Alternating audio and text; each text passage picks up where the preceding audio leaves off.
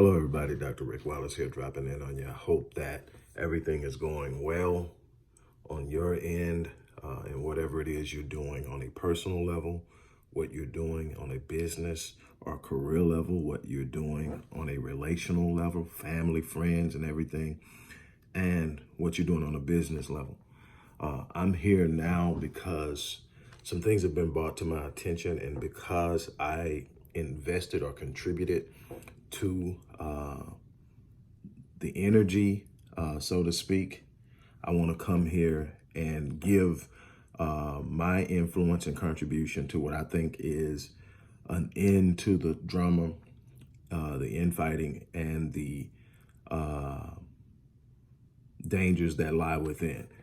First and foremost, I want to thank those of you who support the work we do, those of you who know the work we do and have supported us. I appreciate you. I encourage you to continue to support those of you who are becoming aware of what it is we do at the Odyssey Project, what it is I do in the community. I'll be sharing some videos shortly of some work we've done with young boys in the community.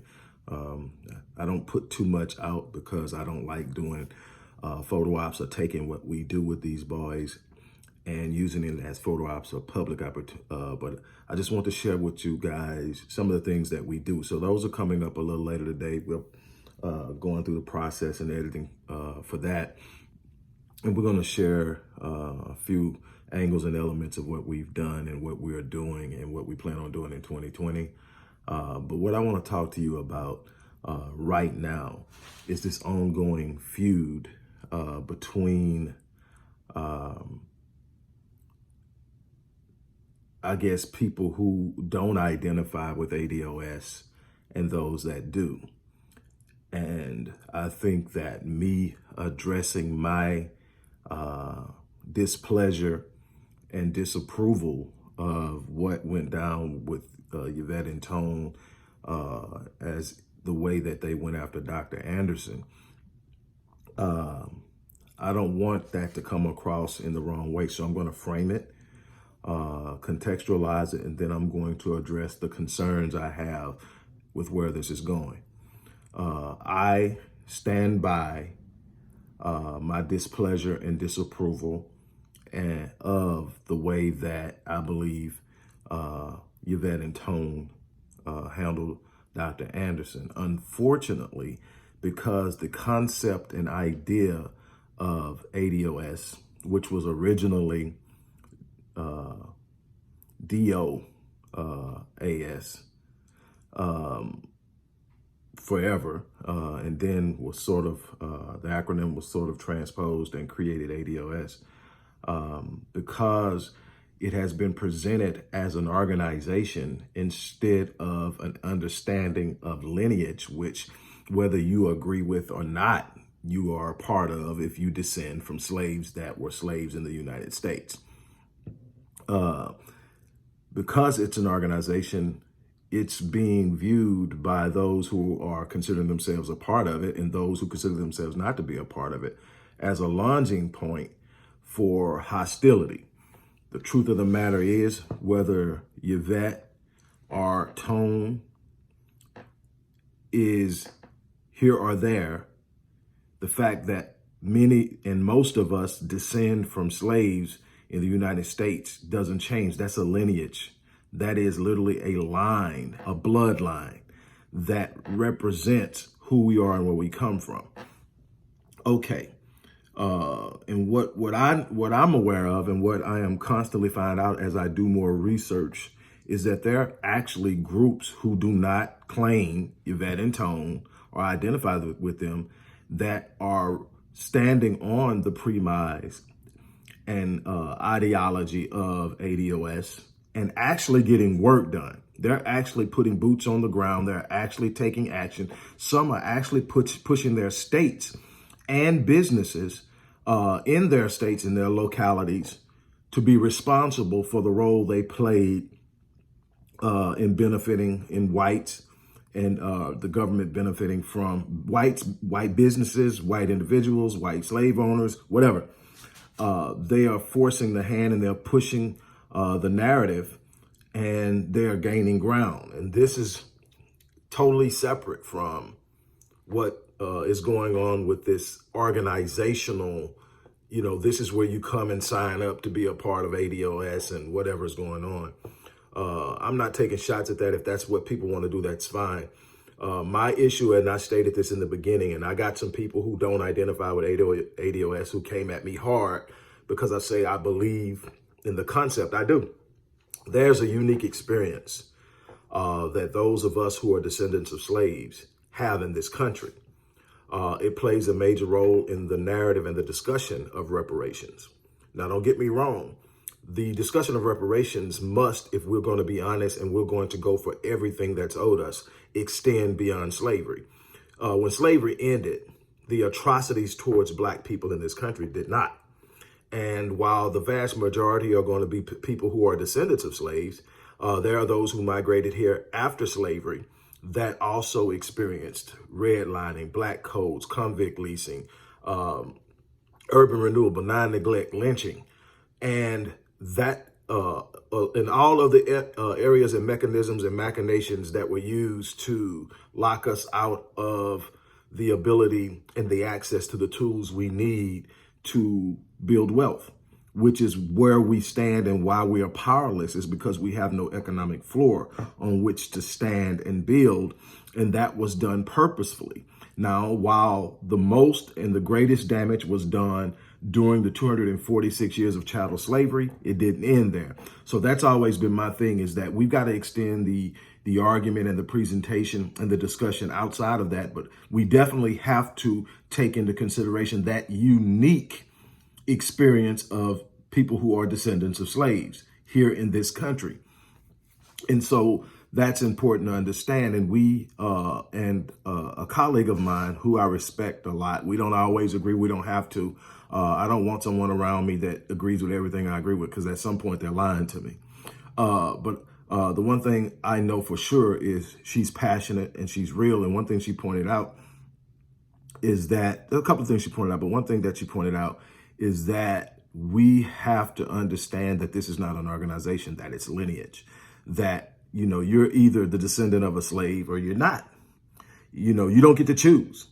Now, who you align yourself with is your personal choice. If you want to align yourself with Yvette and Tone, if you think their talking points are good, that's great. What you should be asking yourself is, are they calling us to action? And if you're being called to action, there are literally things you're doing in your community that is applying pressure to the powers that be on multiple levels. See, this isn't just a government thing. Companies that are still in existence benefited from slavery. And if this is what you're arguing and your narrative and your standing point is on slavery, then you need to be going after everybody who benefited from it, not just the government, the businesses, the landowners, and so many other different people. There has to be a model in which you're going to pursue this thing. And if y'all got that, go for it. My thing is, if you're not being called to action, if all it is talking points, if all it is rally cries, there's something wrong with that. I'm not accusing anybody at this time. I want to make sure that it's understood. I'm not accusing anybody of being any of those things. I'm saying that if you're behind something, it has to have movement. It has to have purpose.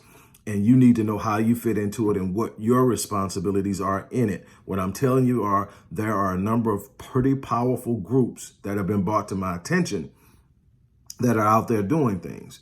And they are not directly aligned with or claiming either Yvette or Tone and that particular sect of ADOS. And that's what I think is extremely important, is that we understand that everything can't be grouped or generalized. And if someone says ADOS, they're talking about Tone and Yvette, because that's not the case now. The case is people are recognizing the power of being identified as a descendant of a slave and what that automatically puts us in a line with. And we have to be aware of that. I'm just the person that says it goes further than that. There's so much going on after slavery that we could get paid for, and we should be paid for, because it kept us out. And for every year that we were kept out, they benefited, and we deserve our part, our piece for where we were locked out at. Now, obviously, we deserve what we should get for the 246 years that our ancestors worked for free. We deserve the labor. We deserved what could have been done on our behalf if we were working for ourselves or we were working for a wage, and so many other ways that has to be calculated. But the final thing that I want to talk to you about, and what is most important now, is I believe that because we've been trained to be hostile towards one another, because we are not well trained and conditioned in how to manage and de-escalate conflict, and because we don't really truly have power, we resort to the things that we do have, which is threats, name calling, violence, and disrespect, which is kind of what started this in the first place. I have to admit that, like I said, when I put those couple of videos out, I'm not here for approval. I'm not here for people to like me. I'm not here for people to agree with me. So I haven't revisited those posts to really see what's going on. I know there are some things going on, and I can tell sort of by, other different analytics that I'm able to gather, who's saying what or whatever. But what I want to talk about is the danger of threats. You got to understand the power of media. You got to understand the power of media, where a lot of you people out there that are talking about kill them. And I'm talking about both sides because I've seen it on both sides. But I've seen a lot of threats that's talking about kill them. I believe that when you have no respect for other people and it's always only about you, and we're talking about a us thing, I think that you have to be made irrelevant. But I am no way speaking or condoning or calling for violence, not black against black. The only time that I'm ever going to advocate violence is when someone is violating your space and threatening your well-being and your security. As a people, as an individual, and especially as black men, we have a right to stand up and defend what we've been given charge to protect.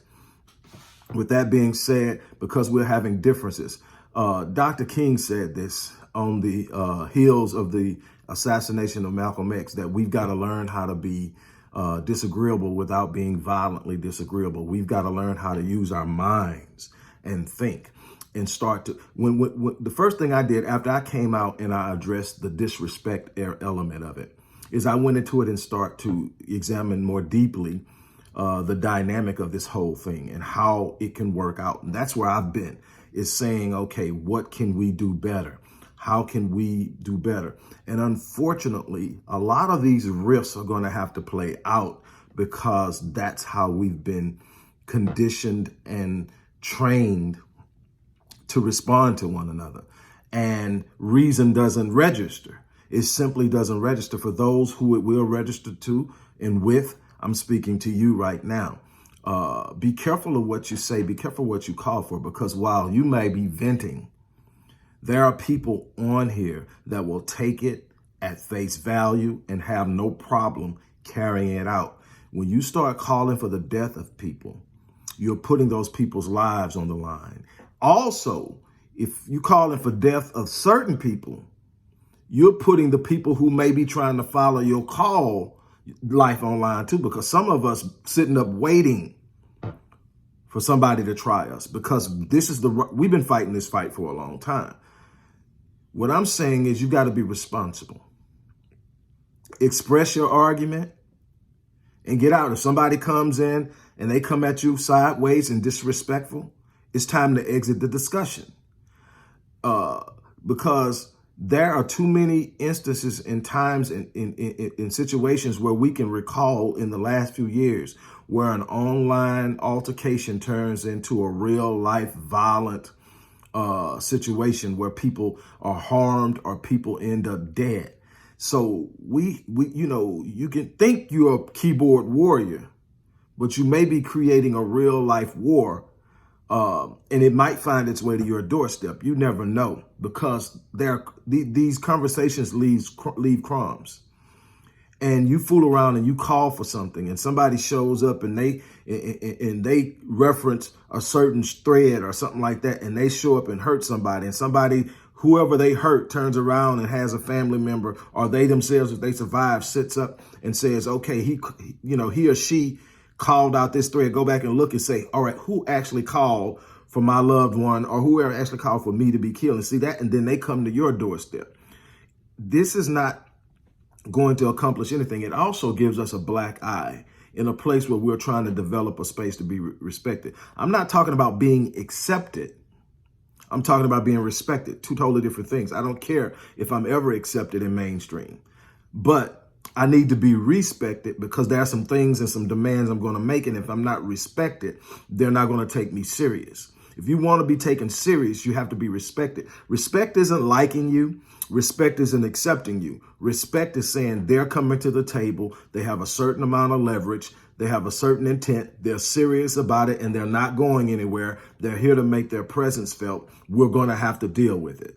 But if they see us infighting, if they see us going at each other, if they see us about to tear each other from limb to limb, they're going to keep throwing things in to keep the division going. It's going to be always something that we disagree on. Here's the thing that if you haven't gotten it yet, you need to get. You're never going to be in a group of 45 plus million people.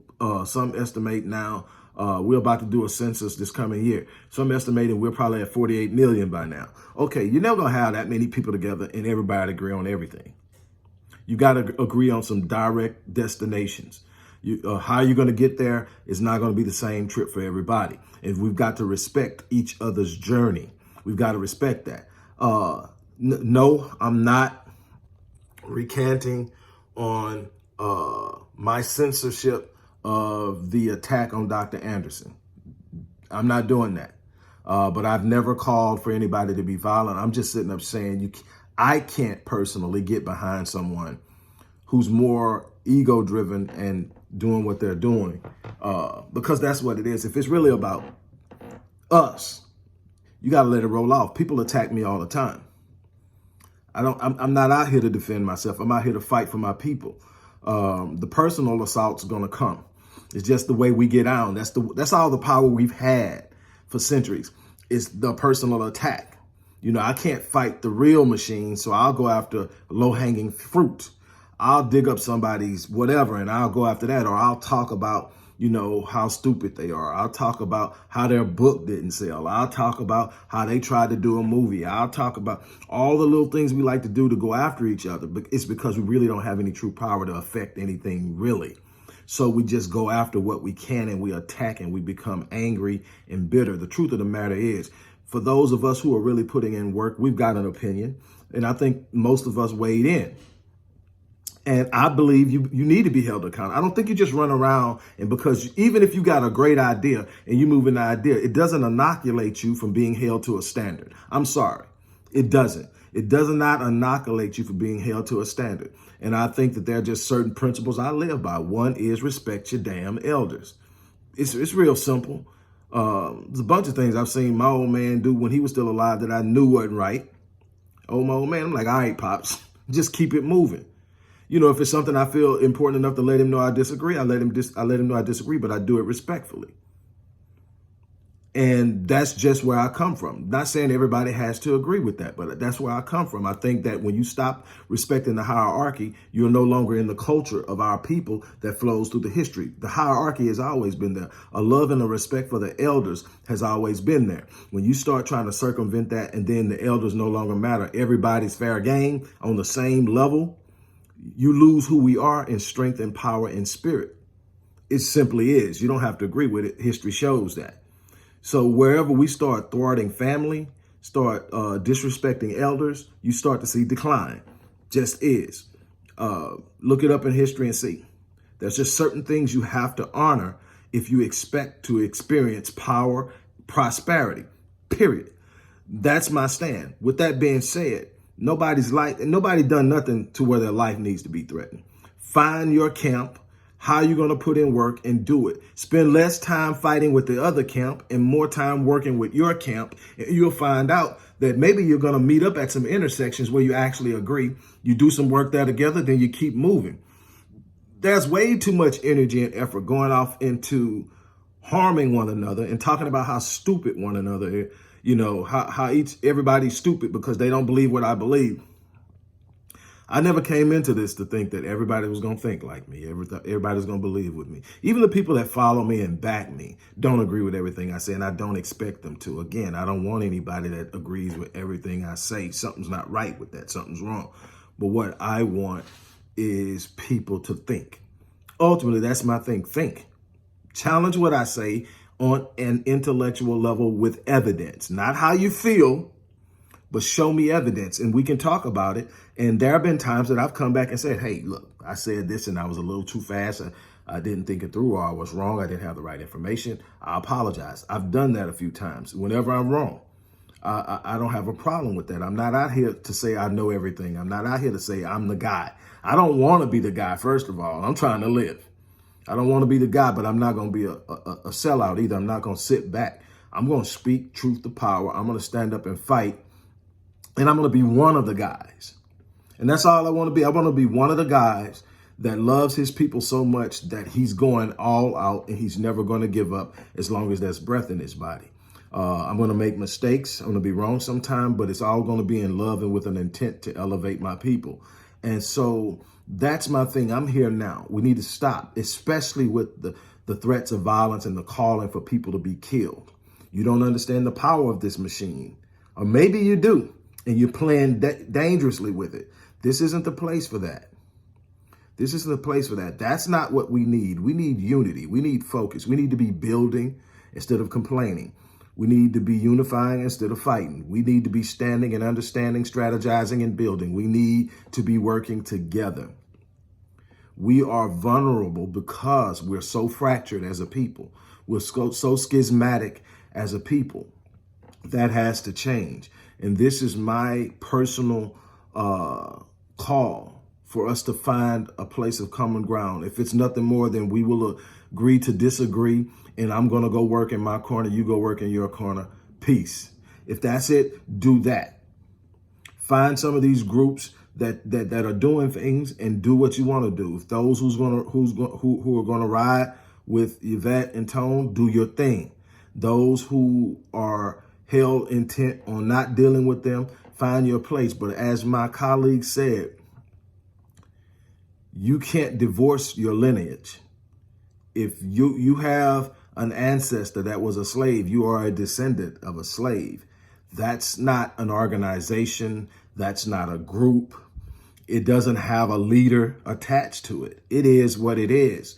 And you have to understand that there is literally a strategic advantage to acknowledging that lineage as you push for reparations. And if you are not a part of an organization or a group that's actually pushing and putting in the work, then you're just sitting around talking, having philosophical conversations online, which equate to nothing. I'm calling for us to get actively involved in our own areas and locations. And if we can, across the nation, to create networks where we're doing work and we are making it known that we're not going anywhere and that we're serious about this and that we're coming for the check. And that has to be done in a number of different ways. And there are a bunch of different ways to come at it. And that can all be worked out. But what we can't do in the process is be destroying one another, shooting up one another, threatening to show up at somebody's door and all of that. And be careful who you jumping off at, because it's people out here that are truly about that life. It's people out here that have no problem getting on a plane and coming to see you. Believe it. Believe it when I tell you, to spend a couple of $100 on a plane ticket to fly out and tighten you up and jump back on a plane and come back. And with nobody really having any way to connect them to you when the investigation starts. Don't be a fool and start something that you're not prepared to finish. Take it for what it is. Have a discussion. If you can't have a discussion in a respectful way, back out of the discussion. There is nothing dishonorable about saying, hey, man, I don't like the way this conversation is going. I'm out. I do it all the time. I'm not going to be a part of something. And it's not that I grew up crazy, dealing with a bunch of bull crap, got the scars to prove it, and gained nothing from it but scars of stupidity. And I outgrew it because I realized my life had purpose and that I didn't want to be a name on a tombstone with nothing achieved. And so I changed. And so my thing is, let's think before we speak. On that note, I'm going to check out of here. Don't forget to support the work we're doing. The paragraph that tells you how is always going to be at the top of the description box. On that note, I'm out of here. Peace.